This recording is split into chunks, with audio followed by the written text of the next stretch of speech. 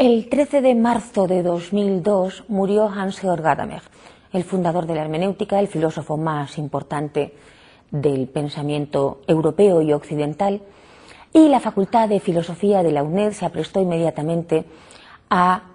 intentar establecer un luto vivo de 9 meses de duración in memoriam, para rememorar y para repensar de modo activo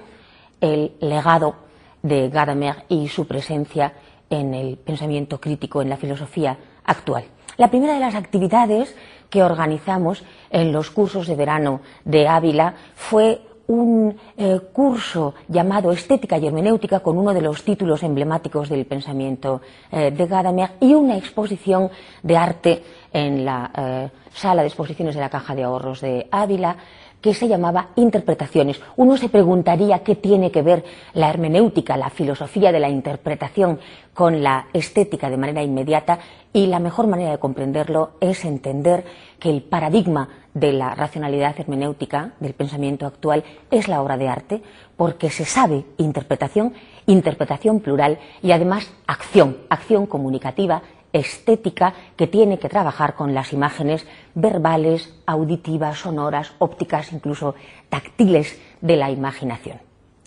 Este curso tuvo una audiencia asombrosa, incluso fuera de matrícula llevaban, la gente rebosaba en el aula, vinieron los mejores especialistas del pensamiento español para rememorar activamente a Gadamer, y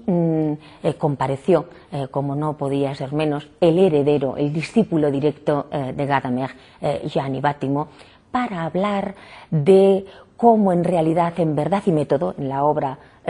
principal de Gadamer, aparecida en los años 60, se produce una reescritura muy significativa hacia atrás de la pretensión de Hegel en la fenomenología del espíritu, según la cual al estadio religioso, mitológico y después filosófico sucedería la superación de la racionalidad política. Bueno, pues no ha sido así. Al contrario, estaban las gentes más interesadas en oír hablar de estética y de hermenéutica que de política, sino que, retrasado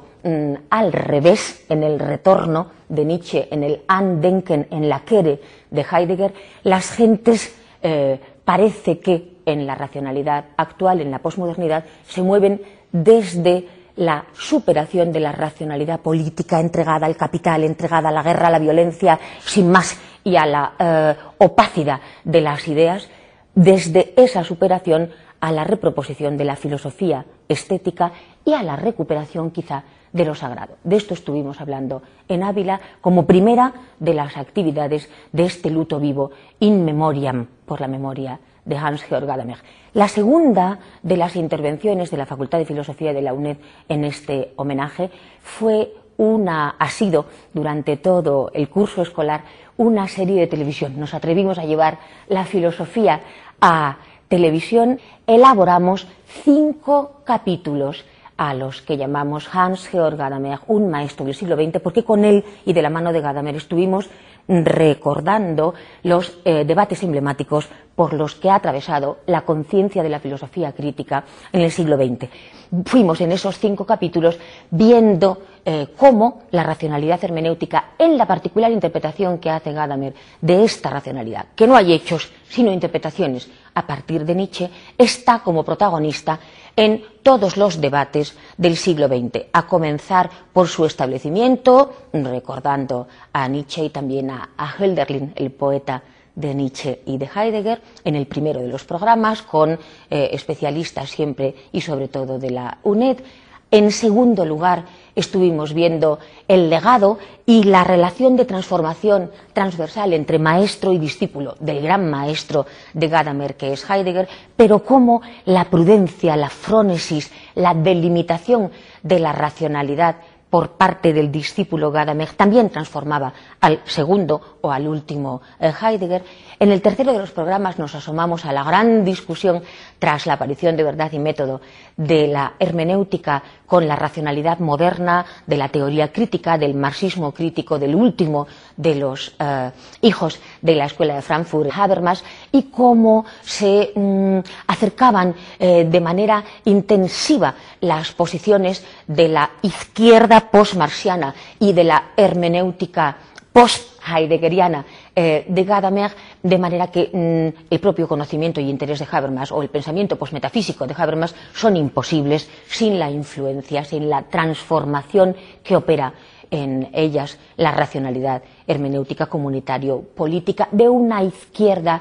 post-marxista que discute, sin embargo, por parte de Gadamer todavía la pervivencia excesiva a ojos de Gadamer en Habermas de los ideales de la Ilustración que dan lugar entonces a una racionalidad demasiado etnocéntrica, universalista, dogmática, que se pretende neutral y que no admite, no entiende que la inscripción histórica profunda en los tejidos plurales tiene que contar con las precomprensiones y con los prejuicios de base precisamente para deconstruirlos. En el cuarto de los programas ya estábamos, claro, en la aparición, en el auge del pluralismo y de lo que llamamos la racionalidad de las diferencias, se sitúa el desencuentro, la discusión de Gadamer con Derrida en los años 80 y la comprensión difícil de cuáles son los motivos de cómo una que se iba convirtiendo en koiné, en lengua común del pensamiento contemporáneo, como es la hermenéutica, abierta siempre en la insistencia explícita a las diferencias, a la alteridad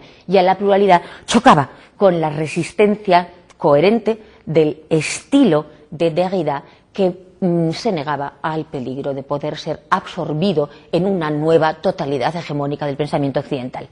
En el último de los capítulos, ya en los años 90 y 100, es decir, al final de este siglo, moriría Hans-Georg Gadamer. En estas últimas décadas, sobre todo en la última, ya la posmodernidad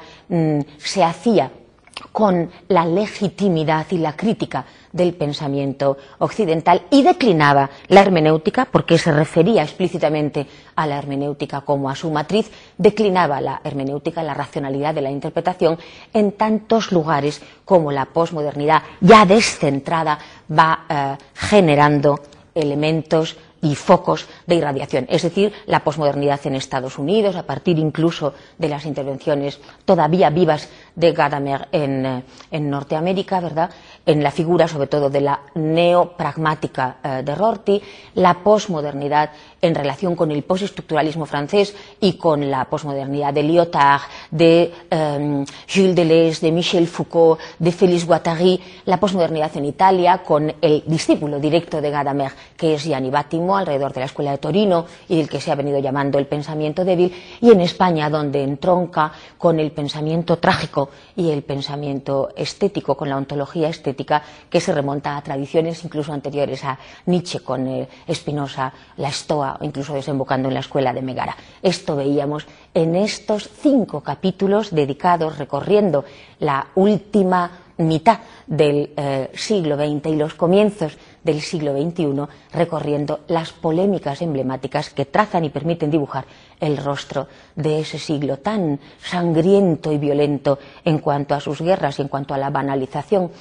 de su política, y donde, sin embargo, seguramente no por casualidad, se asiste a un auténtico renacimiento de la filosofía del arte, de la filosofía de la cultura y la filosofía crítica por la paz, y precisamente para intentar discutir, intentar denunciar la no legitimidad del pensamiento político probablemente raptado, usurpado en manos del capital. Al final de estos programas, que llegaban a abril, faltaba, en homenaje, en memoria de Gadamer, dar lugar a una comprensión cuyo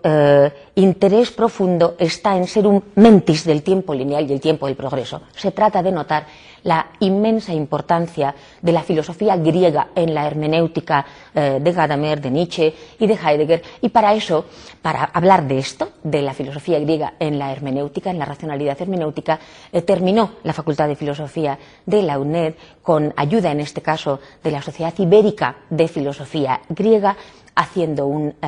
último homenaje en Valencia, en la Facultad de Filosofía, que se llamó de esta manera, y donde pudimos ver una cosa asombrosa, y es como el eterno retorno de lo no dicho y lo no pensado, de lo vivo y no agotado en las tradiciones, volvía a permitir que Platón y Aristóteles y la discusión entre Platón y Aristóteles y los presocráticos pudieran ser transformadoras de los tiempos que corren si no recuerdan y no heredan lo vivo de sus tradiciones de una manera ciega.